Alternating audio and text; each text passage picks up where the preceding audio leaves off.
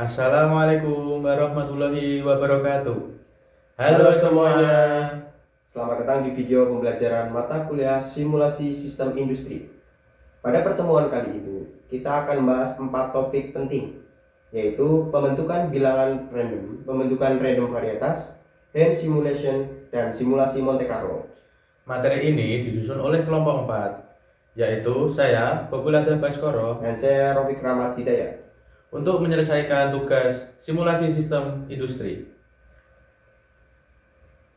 Pembentukan bilangan random bisa kita ibaratkan seperti melempar dadu. Setiap kali kita melempar angka 1 sampai 6 muncul secara acak.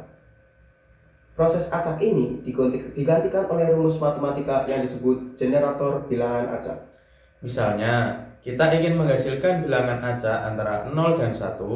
Jika hasilnya 0,25, angka ini bisa dianggap sebagai hasil lemparan dadu digital. Bilangan acak seperti ini sangat penting dalam berbagai simulasi, misalnya dalam pembuatan game, peramalan, atau analisis risiko. Contoh sederhana dalam game, setiap kali pemain menekan tombol 1, komputer akan memunculkan angka acak untuk menentukan peluang menang. Sekarang, pembentukan random varietas. Tidak semua kejadian di dunia memiliki peluang yang sama. Contohnya, waktu kedatangan pelanggan ke toko tidak selalu setiap 10 menit, tetapi bervariasi secara acak dengan rata-rata tertentu.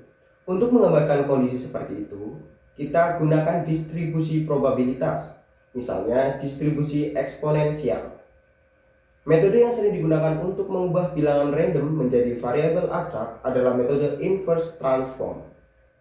Contohnya, jika rata-rata pelanggan datang setiap 10 menit dan bilangan random yang muncul adalah 0,5, maka waktu antar kedatangan dihitung dengan rumus minus 10 dikali ln, buka kurung, 1 minus 0,5 diperkirakan 6-93 menit.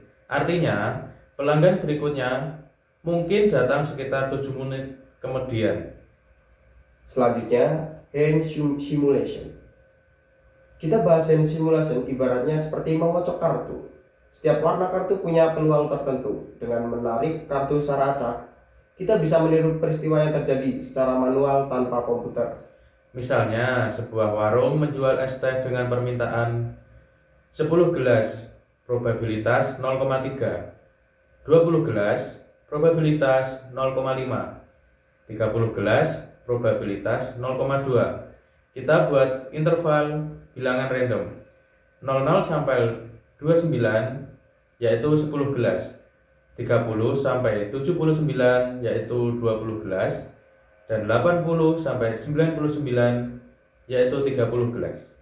Jika bilangan random yang muncul adalah 15, 40, dan 88, maka hasil simulasi selama 3 hari adalah 10, 20, dan 30 gelas. Langkah-langkah umum hand simulation yaitu yang pertama, tentukan distribusi probabilitas. Yang kedua, buat interval kumulatif. Yang ketiga, cocokkan bilangan random ke interval. Dan yang keempat, jalankan beberapa literasi untuk melihat pola hasil.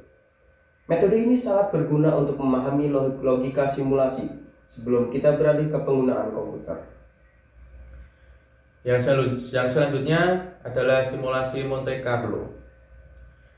Sekarang kita masuk ke topik terakhir, yaitu simulasi Monte Carlo. Metode ini menggunakan bilangan random untuk memperkirakan solusi dari masalah yang kompleks.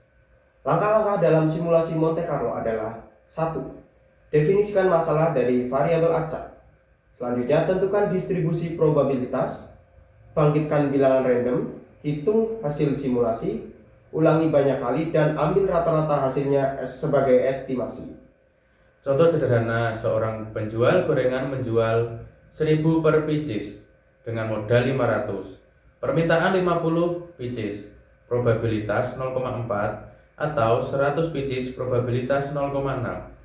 Dengan 5 bilangan random 12, 70, 80, 25, dan 55. Rata-rata keuntungan yang diperoleh adalah sekitar 40.000 per hari. Artinya, Monte Carlo membantu kita memperkirakan nilai rata-rata dari berbagai kemungkinan hasil tanpa perlu menghitung rumus yang rumit. Dari pembahasan tadi, kita telah memahami bahwa simulasi, baik secara manual maupun komputerisasi, sangat membantu dalam pengambilan keputusan di dunia industri.